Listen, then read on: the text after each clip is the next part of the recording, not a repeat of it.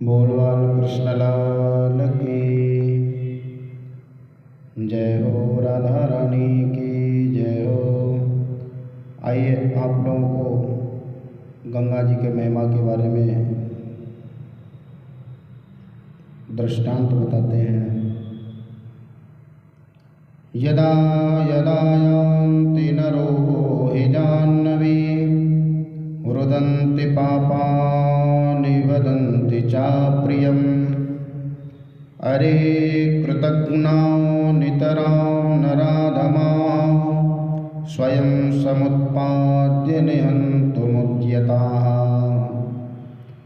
जिस समय मनुष्य स्नानार्थ गंगा जी को चलते हैं उस समय उनके शरीर में स्थित पाप रोने लगते हैं और स्नान करने वाले को कोसते हुए कहते हैं कि अरे तुम बड़े कृतघ्न हो, नराधम हो, जो स्वयं हमें उत्पन्न कर हमारे नाश के लिए उद्यत हुए हो। इदं हि गांगम त्यजतामिहांगम पुनर्न चांगम यदि वापि चांगम करे रथांगम शयने भुजंगम याने विहंगम चरणे भुगांगम। गंगा जल में यदि किसी प्रकार से शरीर का त्याग हो जाए तो फिर मनुष्य की शरीर धारण करना नहीं पड़ता है। यदि कदाचित शरीर प्राप्त होगा तो उसके हाथ में चक्र, शयन के लिए शेषनाग, भ्रमण के लिए गरुड़ एवं चरण में गंगा जल का अर्थात भगवान के पार्षद बन जाएगा। इस प्रकार प्रत्येक खंड में मेरु आदि पर्वतों में निकलते हुए और भी सैकड़ों नद नदियाँ विद्यमान है।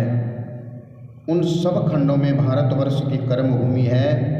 शेष 8 खंड स्वर्गीय पुरुषों के शेष पुण्य का भोग स्थान है। तत्रापि भारतमेव वर्षम कर्म क्षेत्र मन्यात् अष्टवर्षाणि स्वर्गिनाम पुण्य शेषोपभोग स्थानानि भौमानि स्वर्गपदानि व्यपदिशन्ति। दिव्य भौम और बलि के भेद से स्वर्ग 3 प्रकार का है। ये 8 खंड भौम स्वर्ग कहे जाते हैं। इनमें मनुष्य को आयु 10,000 वर्ष की और बल 10,000 हाथियों का होता है। शरीर सुंदर, हष्टपुष्ट और सर्वदा यौवन संपन्न रहता है तथा विषय भोग का सुख भी पूर्ण रूप में सर्वदा मिलता रहता है। 1 वर्ष की आयु शेष रहने पर स्त्रियों के गर्भ होता है। इस सुखोत्कर्ष से उनका जीवन काल त्रेता युग के समान सानंद व्यतीत होता है। वहाँ के निवासी अप्सराओं के हाव भाव